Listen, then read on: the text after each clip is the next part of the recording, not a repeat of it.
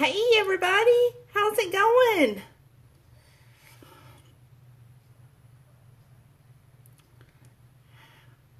How's everybody doing in the big bad world today? Thank God tomorrow is Naked Friday because I am ready.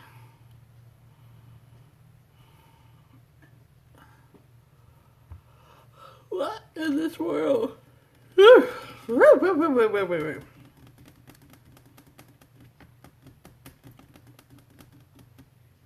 I got my comfy PJs on. I put my PJs on tonight. I was feeling yicky. And I needed some PJs.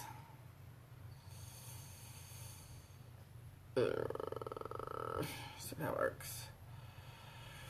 Whew. Has everybody had a good day? I've had a shitty day, but hey, you know, who am I to say? Mari, are you out there, darling? Buenas noches, darling.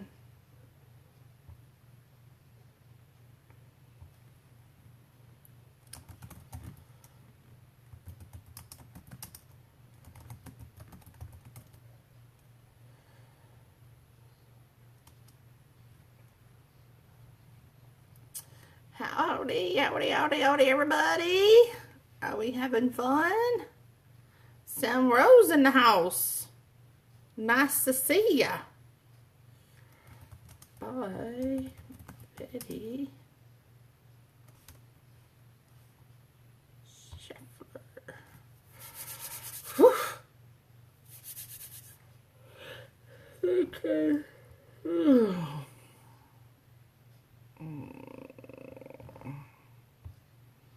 I need a nap.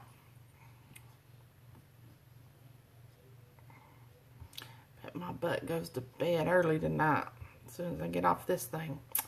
This thing with you guys. Got weather moving through here tomorrow, tonight, right now, whatever. And it is freaking killing me.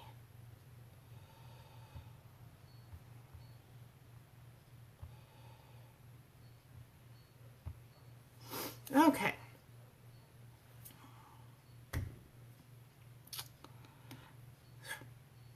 How's everybody doing? Hi, Miss Millie. You ready for Christmas, darling? Cat's in the house. Cat, what in the world is your profile pic?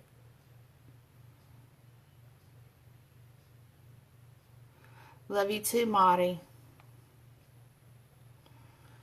Buenas noches, darling. Sweet dreams. All right, now we're gonna stop this crap right away. It will be kind of a short night anyway, because it's not gonna be a full hour. Because if it was, I'd read the whole book, and that wouldn't serve the purpose. How many of you saw my post about, hey Christy, about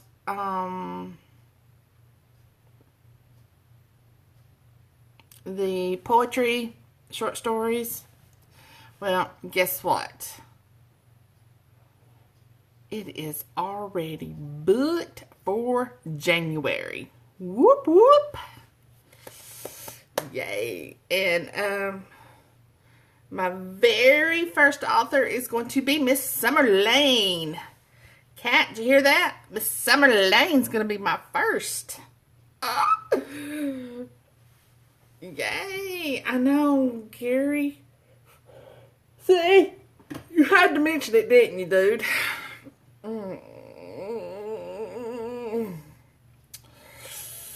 Oosh, I'm so cold. I don't know why. I think I'm just sleepy. I'm just tired. It's been a long week. We had grazing day at work today. I don't know if you guys ever do that, but I work for Little Debbie, the snack cakes, and there's like 3,000 people at our plant. In the office building, there's probably 1,500, 1,000 to 1,500, I don't know. And so all the different departments, floors, everything else had food. And you could like go around. And I didn't even go. There was one big section I didn't even go to. And I was just like, ugh. Just like so many pigs in a blanket and chips and dip of some sort and salads of every sort and cookies and cakes. And now there was a hash brown casserole. That was good. I managed to get some of that this morning. Chris, you on here? Get your ass on here, big boy. But yeah.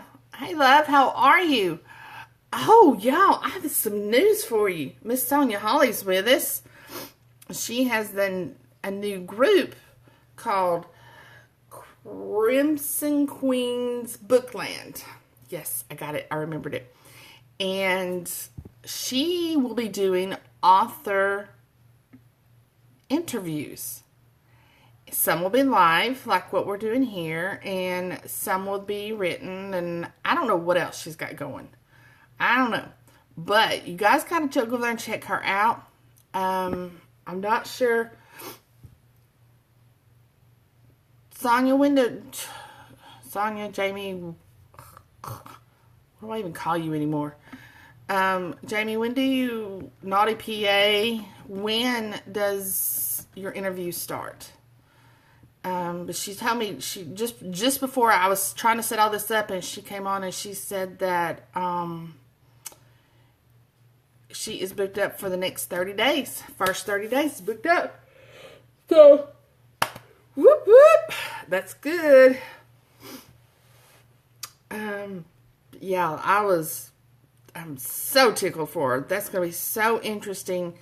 And she's asking some off-the-wall questions and inquiring minds want to know kind of stuff and all that. So, hey, Desiree. Hey, Vincy. Hey, Laura. Ooh, we got some good girls in the house. Actually, a.k.a. Naughty List girls. Yes, we have lots of Naughty List girls. Vincy's on the naughty list because she enjoys my deep man voice. It turns her on. Starting tomorrow, Sonia says. So, yay, yay, yay, yay, yay. Alrighty. Is Miss Betty in the house? Did I miss her? Have I? Hey, Miss Nina, is Miss Betty coming? Is she going to be here tonight? Sin Sister, there's anything sweet. Well, there's a lot of sweet about you, but there's very little innocent. In case you guys didn't know, Miss Sonia is my Sin Sister. Sisters all over the place, don't I? Whew. Hello, Miss Connie. Hey, JJ. So, yep. Okay. Well, we're going to get started because I'm cold and it's time to get started. So, alright. So, this is Countdown to Christmas. I'm probably just going to read the first two chapters because it's called a Naughty Novella. And if you guys don't know what novellas are, good for her. Novellas are just mini novels. So, it's a short story. So, what I'm going to do is just read the first couple of chapters, and we'll go from there. This is the cover. Can you guys see the cover? Whoa, where's my... Why is it doing this crazy tonight? Because it's a white background. Okay, let's try from this side. See, she's got thigh highs on. Or them long socks things, them sexy cheerleader socks or whatever. Naughty schoolgirl socks. What do you call those, Sonia? You're the expert on those. Alright. So it's only 11 chapters plus an epilogue. So, We're going to start this out right.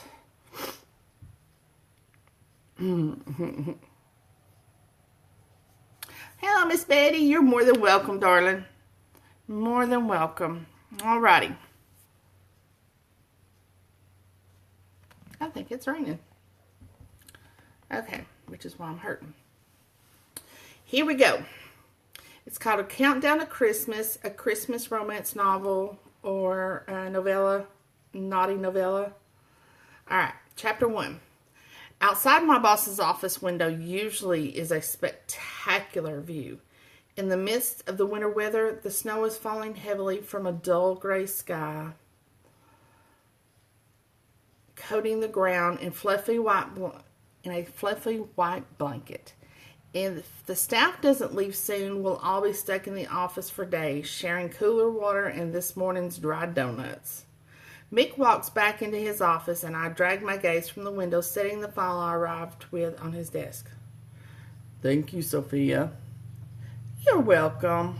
Dropping into the smaller chair across the desk from him, I swing one leg over the other and lean back comfortably. Mick and I have been working together for 6 years. I'm the budget analyst for his personally grown business. I was one of the first staff members he brought on, so you can say I'm equally invested as he is, which has made us great friends.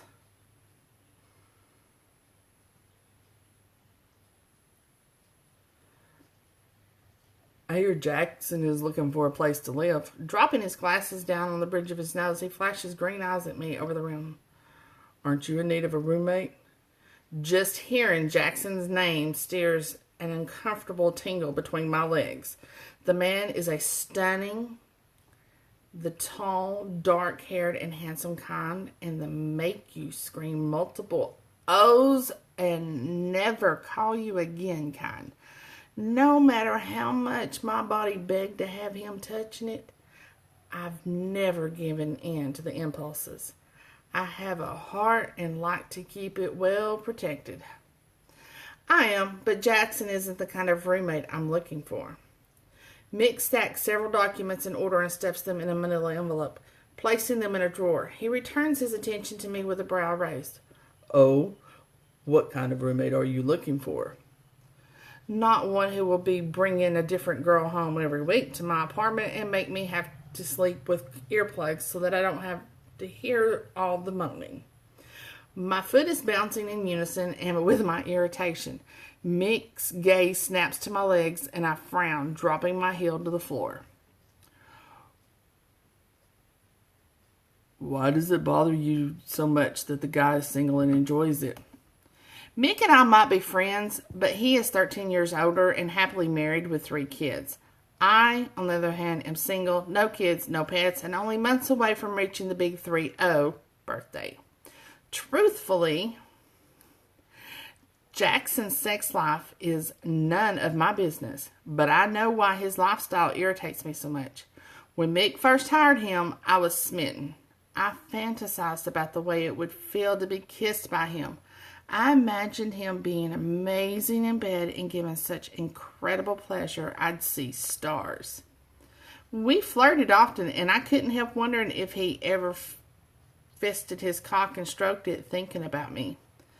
That thought alone got me through several vibrator sessions. Then all came to a screeching halt when I was leaving work late one evening and heard sounds of greedy pleasure coming from his office. With a peek inside, I discovered him banging a pretty brunette on his desk. Not one of our staff, but someone who had come to see him at work, and he had taken the opportunity to fill one or both of their fantasies. Seeing the look on his face as he came inside the woman obliterated all the hopeful fantasies. I nixed all flirting and kept my distance.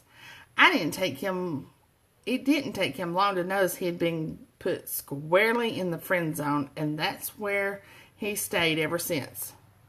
Over the last 3 years, I've watched countless women come and go, none seeming to last more than a few weeks, some of them not even a few days.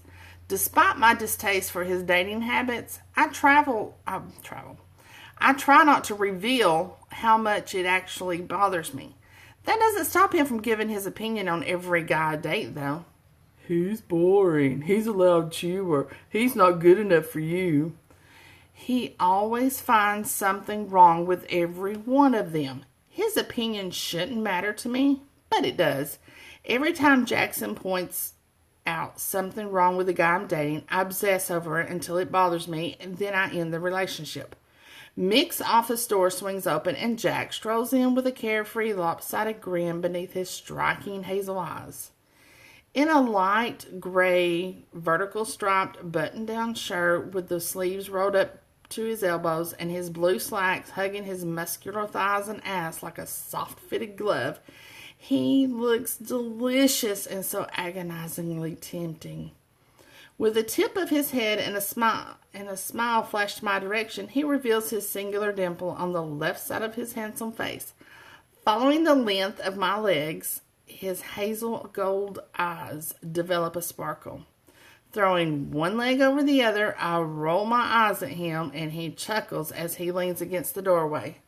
Mick glances between us, a smirk curling the corner of his mustached mouth. "Website finished?" Mick asked Jackson. "Yeah, I added the new products and checked to ensure the checkout options worked. It's good to go." "Great. Hopefully the new sales promo you posted will entice clients for Christmas." It will, I assure him. Mick gives me an appreciative nod, then stands from his desk and gathers his jacket off the back of his chair. "I'm headed home to the wife and kids. You both should get out of here too. The storm is coming whether we like it or not." With his arms inside the jacket, he tucks it around his neck. "Jackson, did you know Sophie's looking for a roommate?" My gaze whips to Mick, followed by a scowl. The corner of his mouth raises a smidgen. "I did not," he announces with surprise. "You didn't tell me." He turns... Excuse me. My apologies. "You didn't tell me." He turns to me, his tone disappointed. Mick walks past us, throwing his hand up in farewell. "Lock it when you're done." The door closes behind him and Jackson walks in front of me, sits on Mick's desk, and stares me down with a questioning gaze. "Why didn't you tell me you needed a roommate? This works out perfect for both of us." My teeth pinch the inside of my mouth, and for a moment I avoid the wounded expression. "You know I'm not a fan of your dating lifestyle." Jackson tilts his head, his mouth quirked in disappointment. "I wouldn't bring dates back to our place if it bothers you." Our place? Why do those two words have to cause an emotional response? I don't think it's a good idea. I like our friendship the way it is. What if we ruin it by working and living together? What if we drive each other crazy? We'll find ways to compromise. Come on, Soph. It'll be fun. He throws his hands out towards me. Popcorn, movie nights, you make your delicious chocolate chip cookies and I'll eat them. A smile tugs at the corner of my mouth and he puts the charm on to seal the deal. I'll throw in a foot rub once a month and cook us dinner. Fine, I cave. He's relentless. I'd have to hear his propositions and all the reasons we should live together for days until I gave in. I might as well save myself the agony.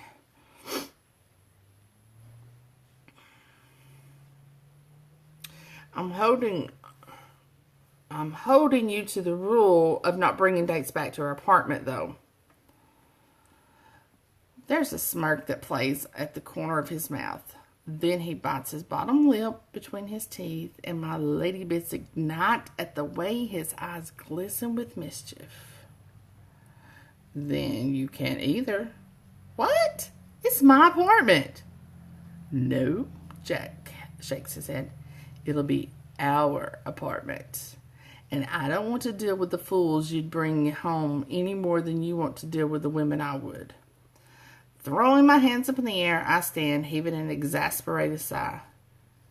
You're already making me regret my decision.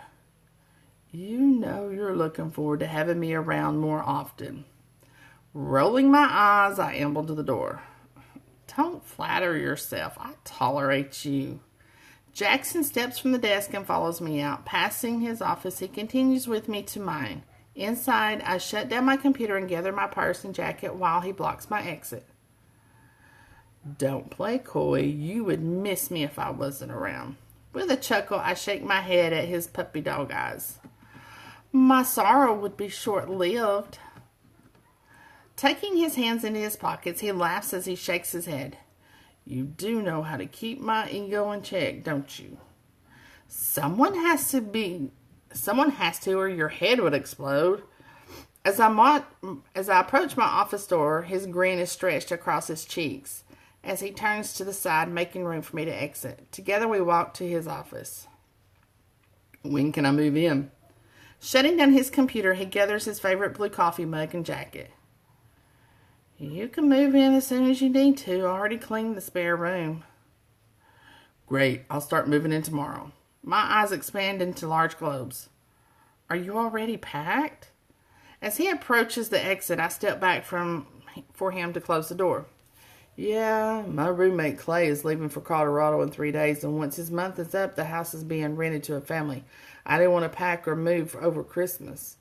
Leaving the office, I enter the code on the outside panel and wait for the light to turn red. Together, we walk through the lobby to the elevators.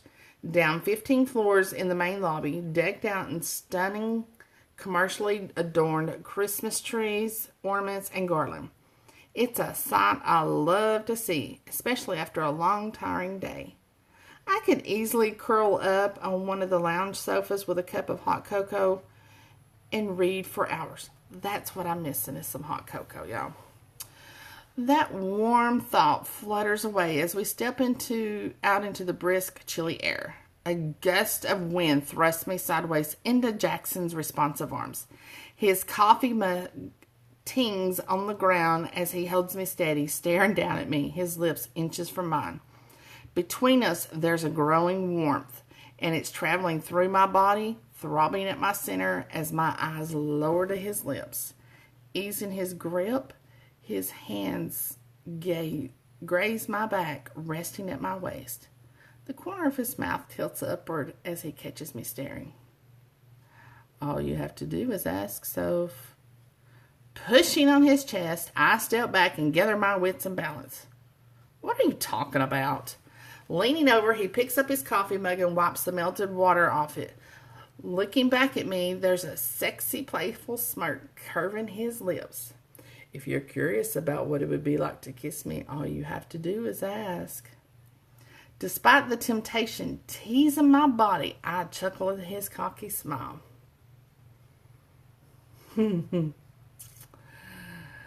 You wish, Playboy. You wish, Playboy. That will never happen. That's too bad. Raising an arm, I signal an approaching taxi. It would never work between us. The taxi stops and I step forward to open the door.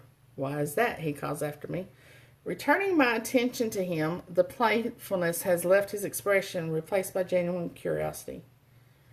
Because you'd break my heart. Chapter 2. Walking into Mick's office, I stand in front of his desk, arms crossed. Why did you have to tell Jackson I'm looking for a roommate? I couldn't tell him no, so now he's moving in with me. Taking his attention off his computer screen, he curls his index finger and thumb around his mustache as he sits back in his chair looking humored. Is it really that bad? I mean, when you think of all the strange people out there, isn't Jackson a better choice? You know him well, you're good friends, and you'll have a man you can trust living with you, which, I believe, is better than two young women living together alone in the city. My arms drop to my sides, a pinch of guilt tickling my belly. When you say it like that, of course it sounds like a good idea. Turning away, I throw my hands in the air and drop into the chair. Well, it's done. He's moving in tonight. That was quick. He's already packed. He's been looking for a place for the last couple of weeks. I feel better he won't have to move over Christmas. That would be miserable and lonely. Now both of you will be able to enjoy Christmas and not worry about roommates and rent. That's true, and it will be nice to have him around. My parents are spending Christmas in Orlando this year at their condo, so I won't be visiting them. Since you and Jackson will be here for Christmas, you're welcome to come to our annual Christmas party next Saturday at 7. There will be games, alcohol, and my wife's amazing cooking. I'll be there. I'm not going to miss out on her Oreo truffles or red velvet cake. 'Tis the season for my stretchy pants. Mick laughs as he pats his belly. Every year I gain 5 to 10 pounds eating all her amazing desserts. Then spend the next 11 months working it off, only to gain it right back in December. You wouldn't have it any other way, would you? Tilting his head back, he chuckles and his glasses catch the light above. Not at all, he points my direction. So how is your dating life going? Pitiful. Last guy I went on a date with didn't excite me at all. I'm in a dating slump. Why don't you give Jackson a chance? Ha! Are you kidding me? Having him as a roommate is enough. If we dated, it would be a disaster. You know he isn't one for a long-term commitment. He's worked here for 3 years. That constitutes a long-term commitment. I think he hasn't found the right woman to make him want to commit to a relationship. With a glance at the computer clock, he begins gathering items off his desk to put away for the day. I've even seen the way you two are around each other. There's chemistry. That's a no-go territory for me. He doesn't sound convinced. Why are you smirking? Because a single man and woman who are attracted to each other can't live together and not have sex. I give it 10 days. It's called friends with benefits. Been there, done that. Coming forward in my chair, I wave my finger at him. No way. We can be roommates without intimacy. You watch and see. In 10 days, I'll prove you wrong. Mick places several folders into his desk drawer, then leans back in his chair, his mouth quirked. I bet double your Christmas bonus. You're wrong.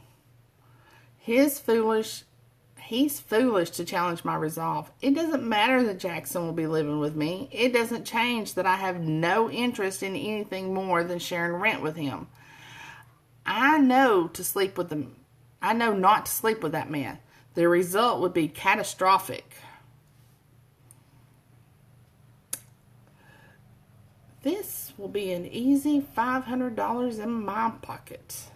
Mick chuckles as he stands and gathers his jacket. If you say so. His confident sneer fuels my determination. Standing from the chair, I head toward the door. I'm already imagining what I can buy with the extra $500. Following me out, he passes me, glancing at me sideways with that same confident smirk. Have a delightful Christmas vacation. Enjoy the next 10 days. And that's where we're stopping. Unless Miss Betty wants me to go another round. You want me to do one more chapter?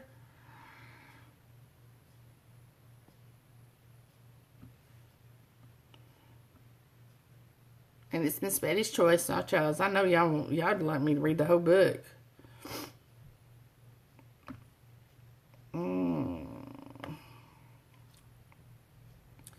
Miss Betty.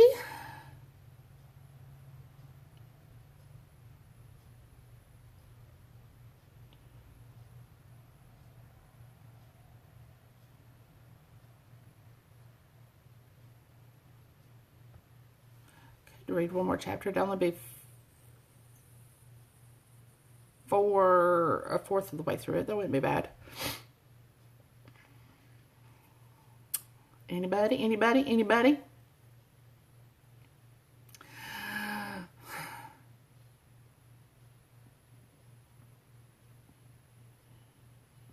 Why has my screen all of a sudden frozen?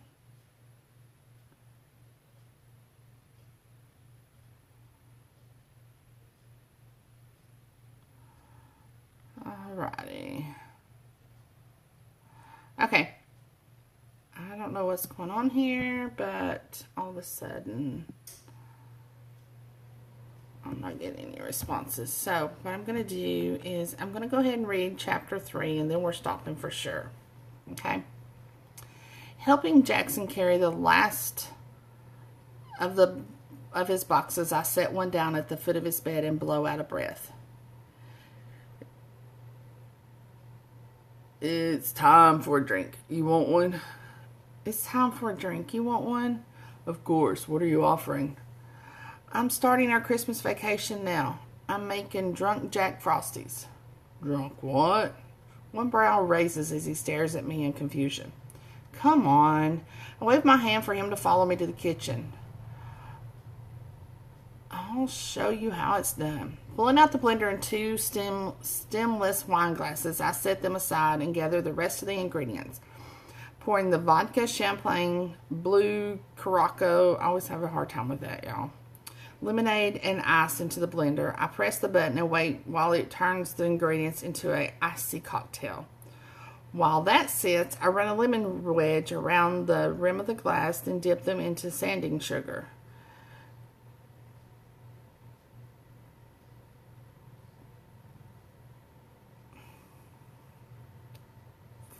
Jackson watches in fascination as I pour the icy mixture into the rim glasses. Sliding one glass toward him, I lift the other. Jackson brings his glass toward mine. Thanks for giving me a place to live and for being such a good friend all these years. Warm hazel eyes hold my gaze, the affection I see in them surprising. He's usually playful and cocky at work. You're welcome. Over the rim of his glass, he watches me drink as he swallows his. Those warm hazel eyes widen, glance out of his glass, then return to me with a smile beneath them. This is good. Really good. It's an easy one, too. My old roomie and I had a hobby of discovering mixed drink recipes for our movie night. Taking another long drink, he lowers it and tips the glass toward me. I think we need to carry on that tradition. I'd like that. How about you pick out the next mixed drink, and I'll pick out the movie. She and I did cocktail movie nights on Friday, if that works for you. It does, and I will. Good. Taking another drink, I nod toward his room. Would you like help unpacking? As long as you avoid the small blue box. Setting my glass down, an impish grin curls my lips as I dash for his room, hearing his glass clink the counter as he bolts after me. Going around the island counter, he chases me down the hall and into his room, leaning down and giggling as I reach for the box. Strong arms wrap around me and scoop me up. Twirling me through the air, he lands on his back on the bed, still holding me in his arms. Laughter spills out of me as we roll around, my efforts to escape futile. What's in there? Sitting Ness up, he keeps hold of me. I'm still on his lap and aware of how comfortable it feels. He doesn't scoop me off or release me. My private things. Like sexual things? My hand is on his jean-covered thigh as his laugh rumbles his chest behind me. Is that what you thought was in there? Yes. Looking over my shoulder, there's a flush in his cheeks, and he stared at my lips.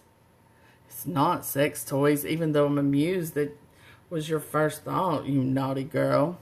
Well, I know how you are with the ladies. I go to stand, but he pulls me back down onto his lap, and through my shirt, he caresses my stomach. Pleasured goosebumps pebble across my shoulders and arms. How am I with the ladies?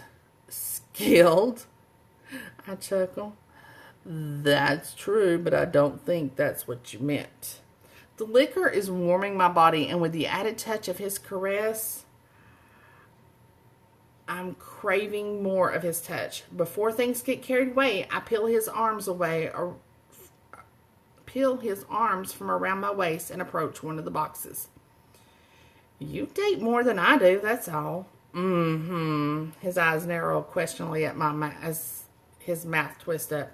So, I don't sleep with every woman I go on a date with. You know that, right? Opening the box, I take out a stack of t-shirts and carry them to the tall dresser along the wall. What you do or don't do on your dates is none of my business. Which drawer? I ask, pointing to the dresser. Third one down. Standing, he moves over to another box and opens it. Taking out boxers and briefs, he comes over to the dresser and puts them in the top drawer. I think you believe I sleep with women far more than I do. Going back to the same box, I gather a stack of shorts, sweatpants, and flannel pajama pants, and he points to the bottom drawer.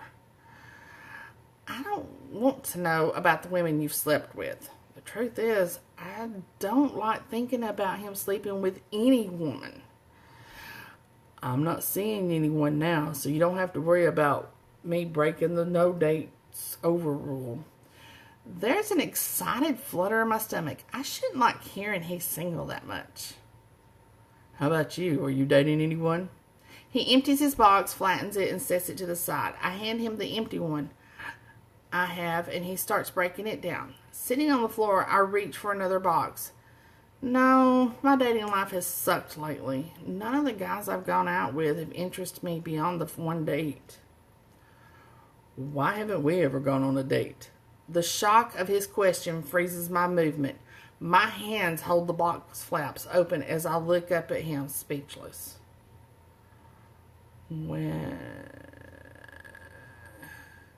I started working for Mick 3 years ago, I thought there was something between us. The memory of him thrusting into the pretty brunette flashes through my mind like it was yesterday, creating a knot in my stomach. I thought there was too. Then I happened to come to your office when you were having an office rendezvous with some chick. I finished opening the box, avoiding his expression. After that, my interest ended. Glancing up, I catch the shock on his face. With red cheeks, he rubs a hand over the back of his neck. Yeah, I can see how that would make you feel that way. I didn't know you saw me. Jackson turns away from me, his eyes pinching closed before he reaches down and grabs another box. If I hadn't seen you, what would that have changed? Probably nothing. Not then, anyway. It's different now. How so? Rising to my feet, I take a stack of button-down shirts on hangers over to the closet. Because now I care for you. My hand stops hanging the shirt currently in my hand. My head lowers and angles toward him, and a heartbeat quickens. I care for you too. You're one of my best friends. Jackson steps into the closet doorway, blocking my exit. You're mine too. Grazing his fingers over mine, he takes the hangers from my hands and hooks them on the bar. With him standing this close, his eyes centered on me, the warmth of his body and scent of his irresistible cologne assaulting my senses. The urge to feel his kiss is too much, too tempting. Putting a hand on his soft cotton shirt and firm chest, I create space and squeeze out of the closet. I'm going to clean up in the kitchen, then take a shower. You good to handle the rest? Jackson's head drops, and he sucks part of his lip between his teeth. Yeah, I'm good. Thanks for helping me move in. Of course. If you need anything, let me know. The moment I leave his room, I release the breath stuck in my lungs. Body still tingling. I keep thinking about his arms around me, his standing within kissable reach. I need to be more careful. Jackson is a slippery slope. I don't want to fall down. So, that's all I'm reading, y'all. I'm not reading anymore because it's too short of a book. I'm not giving it away. Ooh, chocolate chip cookies. That sounds interesting. So, Miss Betty says it's 99 cents. And you guys should go buy it. I mean, come on, 99 cents. That's great. That's awesome. It's such a cute story. And Jerry, there's no baby girls. You know, but if you want to call me baby girl, I'm not going to complain. Nina, get off your tired ass and go buy the book. Miss Betty's got Christmas to pay for. So it's called Countdown to Christmas by Betty Sheffler. Yeah, I know. I'm awful with names if you don't know that already. And let's see. Then Nina, read it and shush.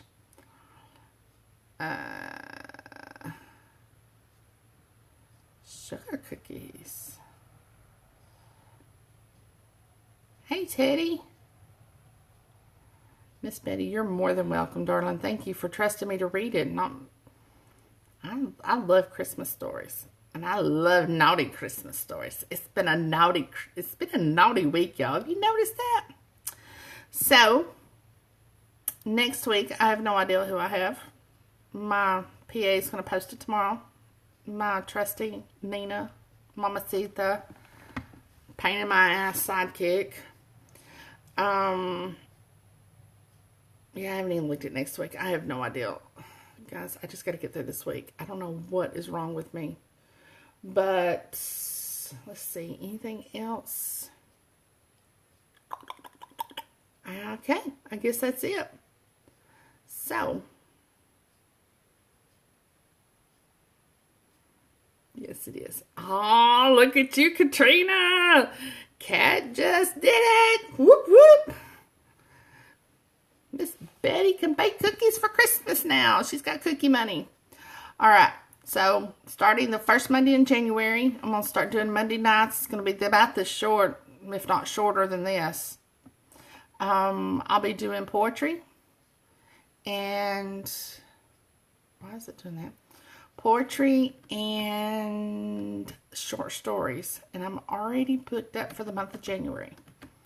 First one on the list is Miss Summer Lane. And then the next week is Miss Pebbles Lacoste. And then Mistress Pebbles to us. And then, and then Zane, y'all. I got Zane Michelson. Yeah. Read one of his naughties. And then Ian Smith. You guys, I don't know if you've ever read any of Ian's stuff. I like Ian. He's a good writer. He's a good boy. So, yep, that's that. And the only reason I know that is because I worked on it. I mean, it filled up overnight. So, there's your link, ladies and gents. Jerry, go one click it so that she can put an orange in her stocking. You need to read it and learn some stuff. Yes, I will do some unpublished authors. I'm kind of throwing that into the short story. That's what the short stories and the poetry is going to be, is unpublished.